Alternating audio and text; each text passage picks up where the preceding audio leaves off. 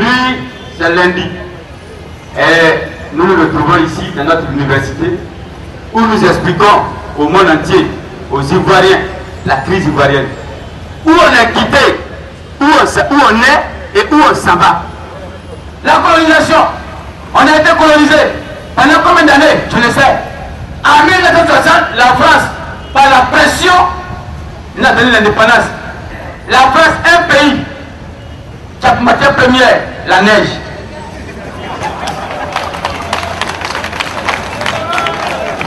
La Côte d'Ivoire, premier pays producteur de cacao au monde.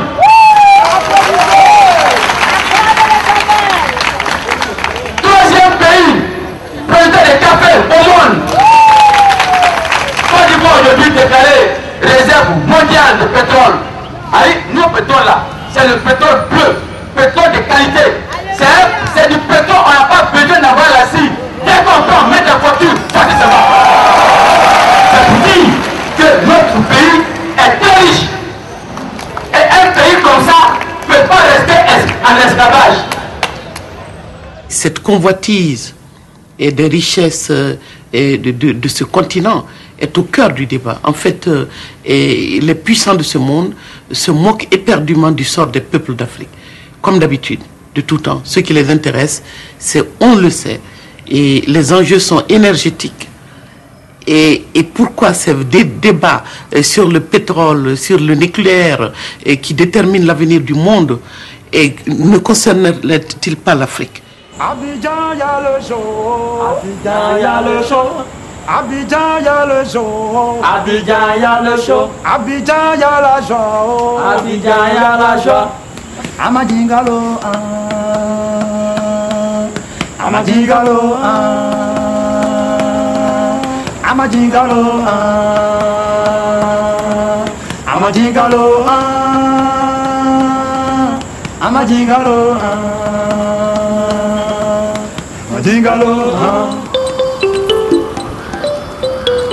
Abidjan, la capitale économique de la Côte d'Ivoire.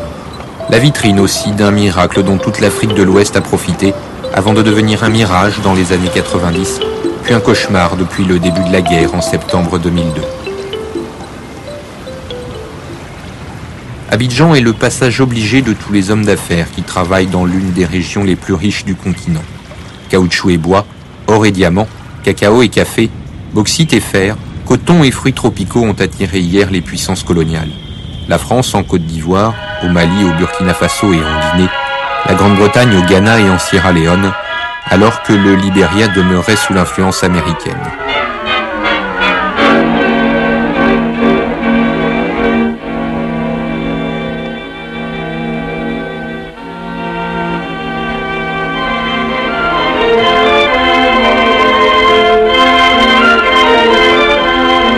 Le port d'Abidjan est né en 1953 lorsque la France ressent le besoin d'avoir un grand port régional pour l'Afrique occidentale française.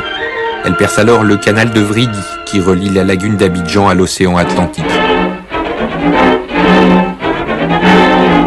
En rade du nouveau port d'Abidjan à bord de l'aviso commandant de l'âge, de nombreuses personnalités dont M. Mitterrand, ministre de la France d'Outre-mer, ont inauguré officiellement l'un des plus grands ports d'Afrique noire.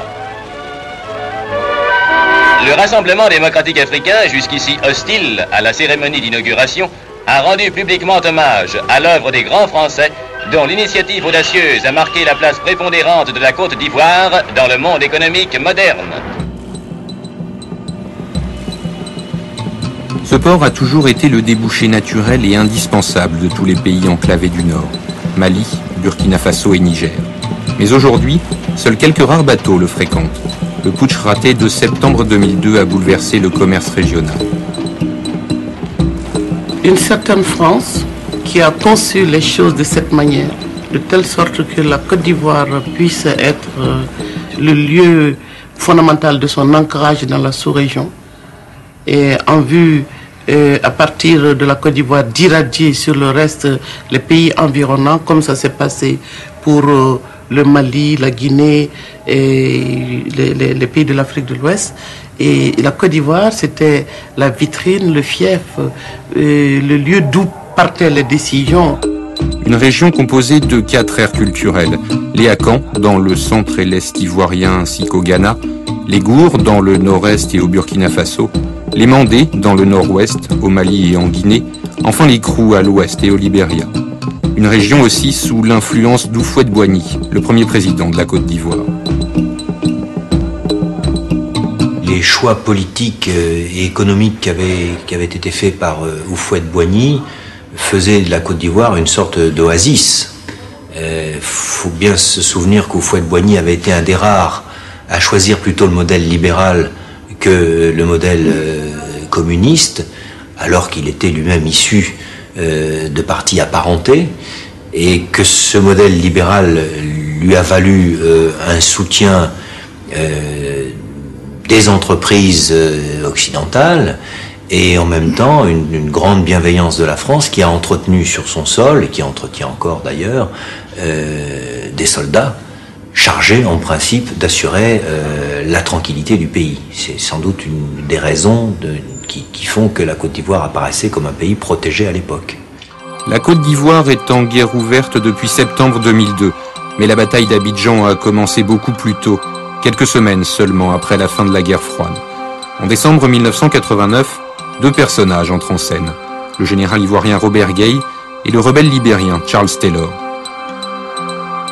Gueye aide Taylor à se lancer à l'assaut du Libéria avec l'aide militaire de la Côte d'Ivoire d'Houphouët-Boigny, du Burkina Faso de Blaise Compaoré et de la Libye du colonel Kadhafi, mais aussi de quelques compagnies occidentales. On ne peut pas oublier que le 24 décembre 1989, Charles Taylor a quitté la frontière ivoiro-libérienne à partir de Danané, une petite ville ivoirienne, avec le soutien de l'armée ivoirienne, et il a engagé une guerre à partir de la Côte d'Ivoire qui a embrasé le Libéria. Il était soutenu par l'armée et le gouvernement ivoirien de Félix Houphouët-Boigny. Cette guerre régionale, elle doit être analysée comme telle. Quelles sont les forces internationales? Qui fournit les armes? Qui fournit le soutien diplomatique au moment où on en a besoin? Ça, c'est des questions qu'il faut se poser. Si on analyse les crises une à une selon des complexités particulières à chaque pays, on se trompe. Il y a quand même toujours eu une sorte de concurrence entre les anciennes puissances coloniales sur l'Afrique.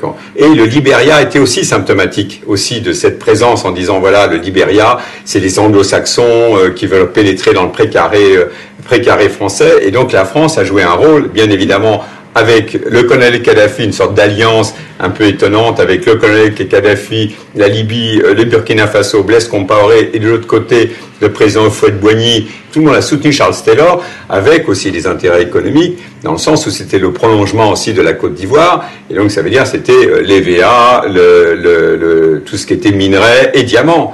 Le fil rouge, c'est quand même probablement la volonté d'avoir une sorte de mainmise sur une sous-région qui, dans le cas de Kadhafi, l'intéresse toujours. Dès lors qu'il touche aux marges de son désert méridional, il est intéressé. Et puis, il faut y ajouter, toujours la même chose, la possibilité de s'enrichir de manière occulte, donc de s'armer et de devenir plus fort grâce au trafic des diamants. Je crois que c'était là la source qui intéressait beaucoup plus Compaoré que Kadhafi d'ailleurs. C'est au Burkina Faso que Taylor engage 500 commandos de l'armée régulière, mais c'est en Côte d'Ivoire qu'il recrute ses principaux lieutenants. En 1988, Taylor, il est passé par Biguin, il est venu chercher ces jeunes gens-là. Il les a recrutés tout, il les a amenés au Burkina, au Libye. Par Libye maintenant, ils sont sortis au Burkina, ils ont suivi formation pendant 1 an. Ils financent seulement les jeunes avec l'argent. Il venait d'où cet argent? Non, mais lui, il avait des diamants, avec des fer, avec des EVA. Donc, bon, tout ça, là, c'est pour les Américains, il a mis la main dessus. C'est les Burkinabés qui donnent les zones. Ils ont près de 500 commandos de Burkinabés. Les armes, c'est Libye qui donne ça. Et nous aussi, quand les gens nous donnent diamants, les fer, les EVA, et puis là, on va. C'est un commerce qu'ils ont fait. Quand les armes viennent là, ils savent que le bois là, sur le Libéria, ils ont permis d'en boire. Bien sûr. Ça, c'était pour tous ceux qui sont venus. Les gens disent que c'est les Français. Mais nous, on les voit. C'est les faits là, les faits de l'Anko là. C'est les Chinois qui viennent et prennent ça. Ouais. Oui, tu es bien payé? Oui, très bien payé. Tout? Tu as mis de... Tout est dans la US par mois. Ah ouais. Tout rentre dans la US par mois. Tout rentre dans la US. C'est ça.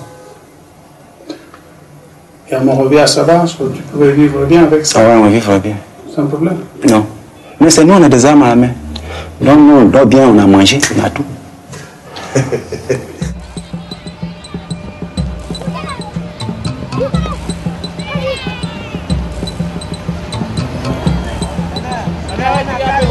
Après avoir mis le pays à feu et à sang, Charles Taylor parvient même à se faire élire président, aux grandes dames du roi américain du caoutchouc libérien, Firestone.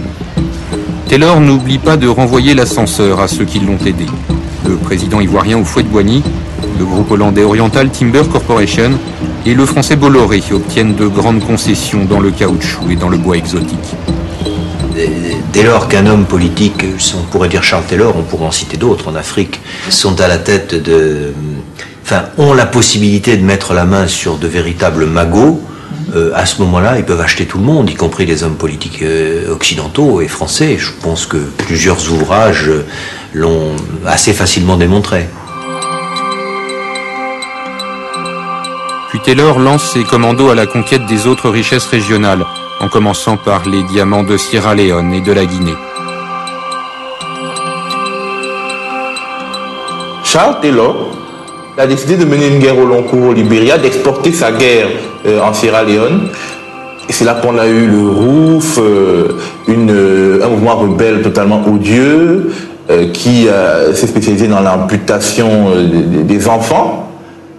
Une sorte de terrorisme qui se fondait sur la certitude que la communauté internationale ne s'impliquerait jamais directement pour arrêter la main de l'assassin. Donc nous allons tuer, et puis nous allons tellement tuer qu'ils seront obligés de nous reconnaître et nous inviter à des négociations. Donc cette technique du terrorisme en vue d'obtenir une place au sein des négociations internationales a marché au Libéria, elle a marché en Sierra Leone, elle n'a pas marché en Guinée, parce que peut-être les États-Unis ont des intérêts trop forts en Guinée. Et Charles Taylor avait une autre stratégie de pouvoir qui consistait à être un seigneur de guerre. Hein, et je ne suis pas sûr que le rôle géostratégique des États-Unis ait été sa première préoccupation. Lui, ce qui l'intéressait, je crois, c'est mettre la main sur des richesses considérables, c'est-à-dire le diamant, s'armer, se surarmer et conserver le pouvoir pour s'enrichir personnellement et sa famille proche. Mais en 1993, un événement majeur vient bouleverser les rapports de force dans toute la région. La mort d'Houphouët-Boigny prive Taylor d'un soutien indispensable et plonge la Côte d'Ivoire dans une longue guerre de succession qui oppose d'abord les deux fils spirituels d'Houphouët-Boigny, l'héritier officiel qui lui succède, Henri Konan Bédié, et Alassane Ouattara, ancien Premier ministre. Plus tard, le général Robert Gueye, ancien chef d'état-major, et le leader socialiste Laurent Gbagbo, l'opposant historique.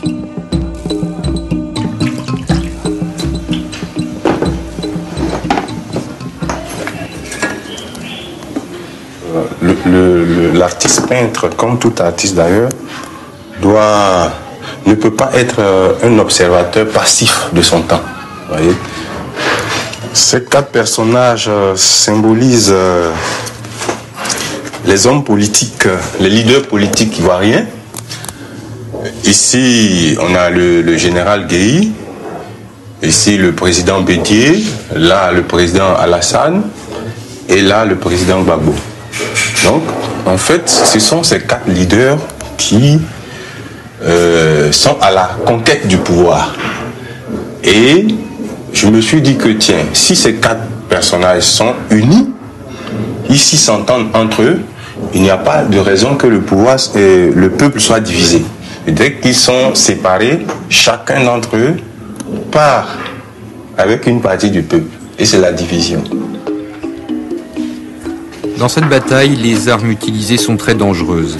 Bédié fait appel au sentiment nationaliste et lance l'ivoirité pour écarter Ouattara, qui riposte en favorisant la rébellion de certains militaires nordistes.